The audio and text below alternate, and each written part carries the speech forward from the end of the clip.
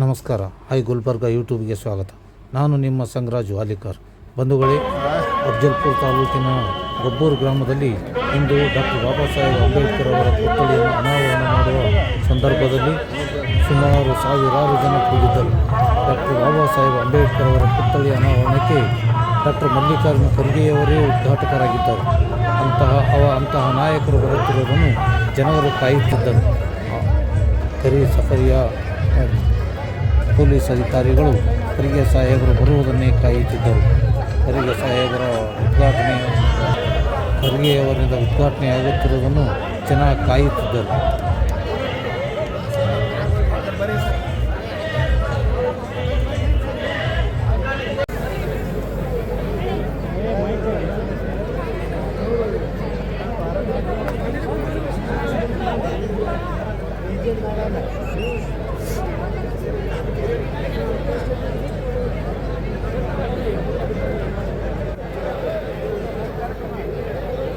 ಈಗ ವಿಶೇಷವಾದ ಪಂಚಲೋಹದ ದೊಡ್ಡದಾದ ಒಂದು ಮೂರ್ತಿ ಕೊಟ್ಟು ಚಪ್ಪಾಳೆ ಸ್ಫೂರ್ತಿ ಇರಬೇಕು.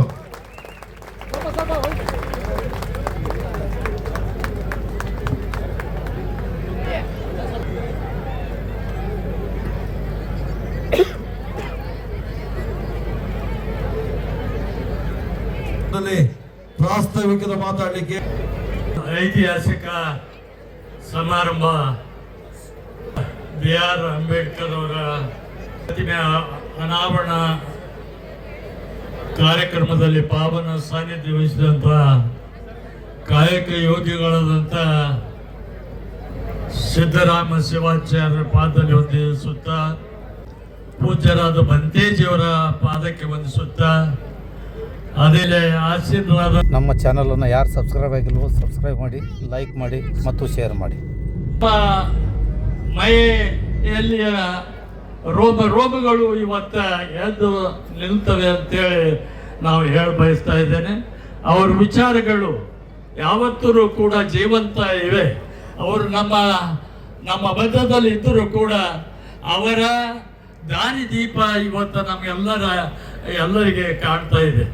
ಇವತ್ತ ಬಾಬಾ ಸಾಹೇಬ್ ಅಂಬೇಡ್ಕರ್ ಬಡವರಿಗಾಗಿ, ದೀನದಲಿತರಿಗಾಗಿ ಇವತ್ತ ನಮಗೆಲ್ಲ ಸ್ಮರಣೆಯನ್ನ ನೀಡ್ತಾ ಇದೆ, ಉತ್ತೇಜನವನ್ನು ಕೊಡ್ತಾ ಇದೆ.